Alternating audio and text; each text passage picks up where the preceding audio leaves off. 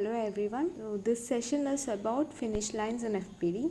We have already covered finish lines in our previous sessions. So this is a brushing up of all the finish lines and let's get started. The references are Rosenstiel and Schillenberg. The star symbol is marked against previous repeated questions. So, pay attention to those areas.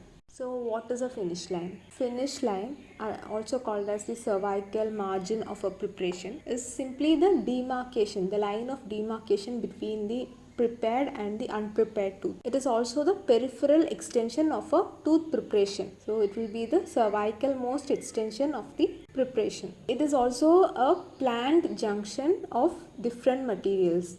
So the tooth, the restorative cement, the material, the crown material, whether it is porcelain, metal or acrylic.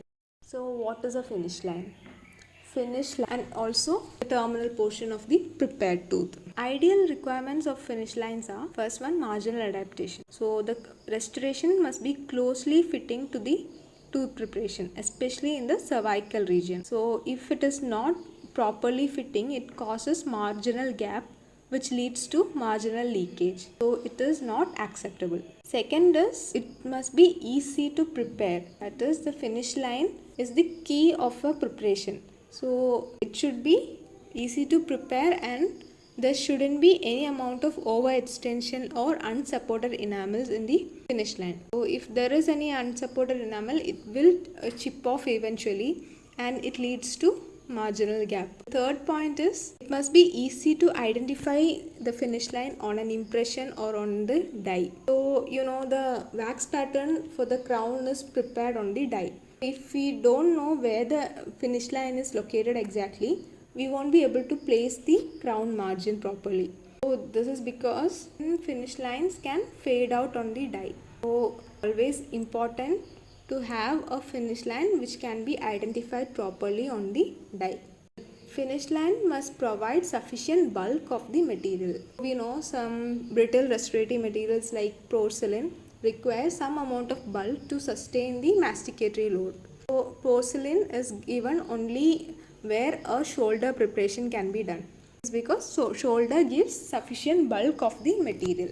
If the bulk is not available, the wax pattern which is fabricated to make the crown, the wax pattern can get distorted during handling, and this again gives rise to a error in duration.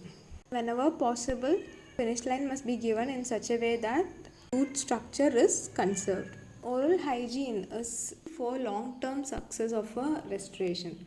So finish line must be placed in an area which is easy to locate for the dentist and also easy to clean by the patient.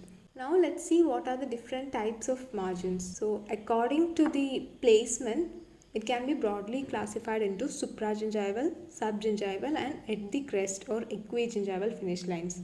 So these are based on the location of the marginal gingiva. So whatever finish line is present coronal to the free gingiva or the crest of the marginal gingiva is called as supragingival, and whatever finish line is present apical to the crest of the marginal gingiva will be subgingival and at the crest will be equigingival. So these finish lines can be chosen according to the particular need.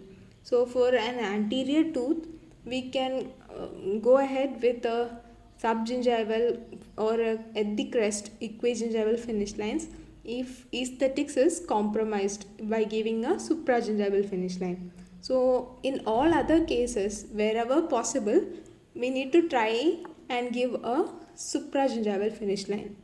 Supragingival finish line is easy to finish, it's easy to keep clean, and the impressions can be made easily with less potential for soft tissue damage because we don't require a gingival retraction in such cases, and also the restoration can be easily evaluated at recall appointments. These are the reasons why a supragingival margin is preferred over other kinds of margins. If we cannot give a supragingival margin at any cost, only then we will consider a subgingival margin. So subgingival margins can be indicated in certain cases. These include dental caries, cervical erosion or restorations which extend subgingivally, proximal contact area which extends to the gingival crest, in short clinical crowns where we require additional retention, in areas where the margin of a metal ceramic crown is to be hidden behind the labiogingival crest. So in cases with root sensitivity, if we are not able to correct it with a more conservative procedure like applying a bonding agent, then we can think of giving a crown with a subgingival margin. Also, when axial contours need to be modified, so in such cases again we might have to give a subgingival margin. In all other situations, we should give a supragingival margin. Based on the configuration, the margins can be broadly classified as feather edge, chisel edge, chamfer, bevel, shoulder, sloped shoulder or bevel shoulder. Chisel edge is also known as a knife edge preparation. So it got its name because it is as thin as the knife or a chisel. So what happens when we give a thin restorative margin? After doing the tooth preparation, we'll have to make a wax pattern. So the wax pattern should have some amount of thickness, only then it will stay. It's also a brittle material. So in cases with a knife edge margin, there are more chances that the wax pattern gets fractured at the marginal area. So the technician tends to increase the bulk of the restoration. That leads to an over contoured crown. So most often a chisel edge margin results in an over contoured crown. But chisel edge is indicated in certain areas. These are a tooth after periodontal surgery, on tilted teeth or teeth with inaccessible area in young patients. These are because the chisel edge or knife edge is a conservative type of tooth preparation. The main disadvantage of the preparation is the margin location is difficult to control. And this is the reason why it's not indicated on most of the situations. Next is a feather edge, which is also known as shoulderless preparation. This is again a modification of the knife edge. Again here the thickness of the margin is very little, which leads to an over contoured restoration. The main advantage is conservation of tooth structure, but it does not provide much of help to us because an over contoured restoration is much worse. So it's not indicated at all. Next one is the most preferred margin for a porcelain jacket crown. So this is the shoulder joint. So a shoulder finish line forms a 90-degree angle with the axial wall. So the finish line will be having a butt joint. The main advantage is it provides bulk of the restorative material. That is why it's preferred for a porcelain restoration. Also, the preparation produces fewer sensitive teeth after cementation since it is having a butt joint. But the main disadvantage is it is an invasive procedure, that is a lot of tooth structure is removed to produce a shoulder joint. The main indication of a shoulder finish line is facial margins of metal ceramic crowns and for all ceramic crowns. So to provide a shoulder finish line, we can use a flattened tapered burr or an end cutting burr. It's a modification of the shoulder. This is called as a sloped shoulder. In shoulder, the angle between the finish line and the axial wall was 90 degree. But here the angle is 120 degree.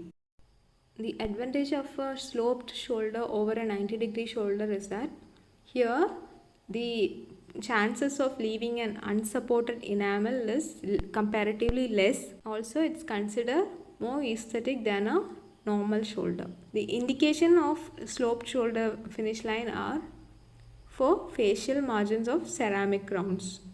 Next one is shoulder with a bevel. So here the bevel helps in burnishing the cast metal margin against the prepared tooth structure. So there will be much more marginal adaptation when we are using a cast metal. The advantages are similar to that of a shoulder margin. There will be a bulk of material. Also, it removes some amount of unsupported enamel because we are giving a bevel. The unsupported enamel will be removed. It also helps in proper finishing of the restoration. The disadvantages are all the shoulder margins are less conservative because too much of tooth structure will be lost. Since we are giving a bevel, the preparation also extends little apically. The indications are facial margins of metal ceramic restorations with supragingival margins. Now the last one, it is the most preferred margin for cast metal restoration. This is called as a chamfer finish line. Unlike a shoulder finish line, it has an obtuse angle between the axial wall and the margin. The advantages are similar to a shoulder finish line, that is, it's a distinct margin and it has adequate bulk. Chamfer is also easier to control. Disadvantages are care is needed to avoid unsupported lip of enamel. So this unsupported enamel can chip off, which leads to marginal gap. So chamfer is indicated for all the cast metal restorations and also lingual margins of metal ceramic grounds, that is for ceramic facing. So the burr used to prepare a chamfer margin are. Now the last one, that's the end of the session. Thank you.